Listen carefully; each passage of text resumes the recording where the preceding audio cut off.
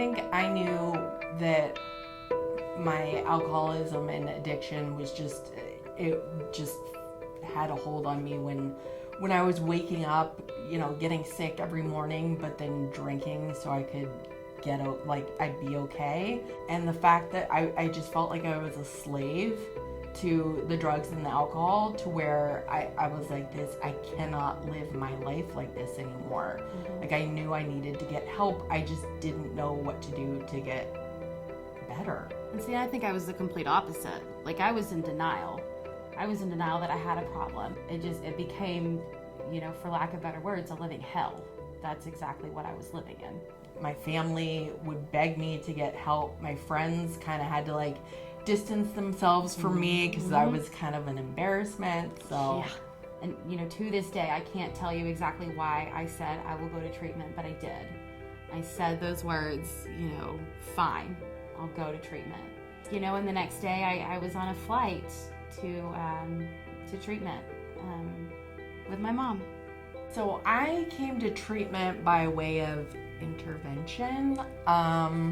There was definitely a part of me that wanted it, and unfortunately it took a really extreme event, kind of traumatic for everyone around me, for me to realize there's no way of solving this problem on my own. I can't think my way out of this. Mm-hmm. I needed help. So right. Yeah, I wasn't really aware of what was going on, but I ended up on a plane and I got to treatment and didn't fight it. Just knew deep down that this was my last shot.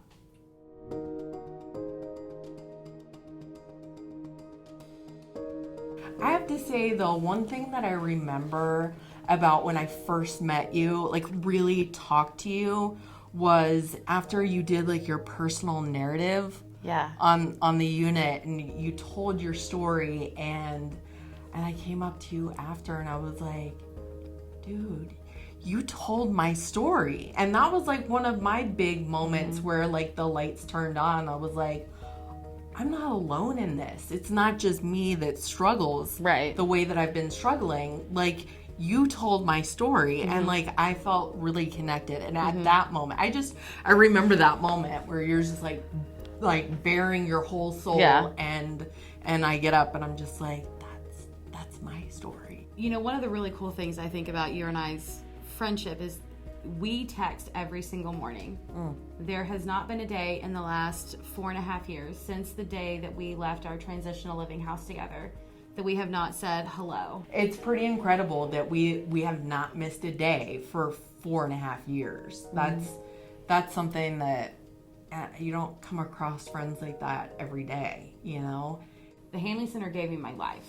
And I can't reiterate that enough, that without coming here, without getting the tools, without meeting the people, without getting, the therapy that I did not think that I would ever need, I wouldn't be who I am. I would not be the woman in recovery that I am. I wouldn't be the woman that my family knows. I wouldn't be the daughter to my parents. I wouldn't be the sister to my sisters. I wouldn't be the grandchild, the niece. I wouldn't be any of that.